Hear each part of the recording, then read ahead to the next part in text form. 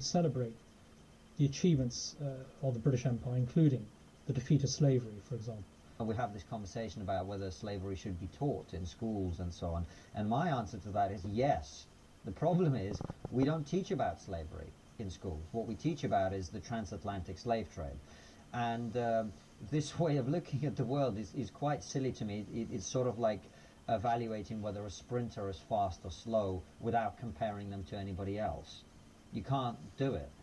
You have to understand what was happening everywhere else at the same time. And I talk about my own family history of being slaves in Russia. I talk about what was happening in my country, what was happening in Africa when the evil Western colonialists arrived. And by the way, the transatlantic slave trade was absolutely evil by the standards of the modern day.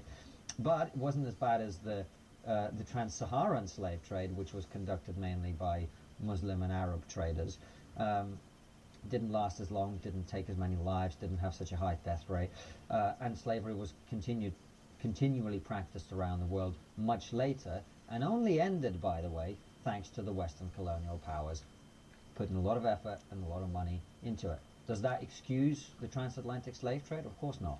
But it gives you the context to understand that the Western powers are and remain some of the most progressive, tolerant societies that have ever been created, and our crimes, which are many, there is no doubt they are many, should be seen in the context of that, in the context of the fact that other great civilizations and empires around the world were doing the exact same things and worse at the same time, and we ended it.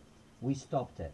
The British Empire was committed to abolishing the slave trade and slavery all over the world, from Brazil through Africa, Egypt, India, Malaysia, and elsewhere, for 150 years. That's a big commitment, and it cost.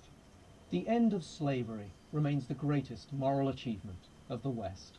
It was a popular movement driven by individuals like William Wilberforce, but it only succeeded with the wealth and military backing of the British Empire.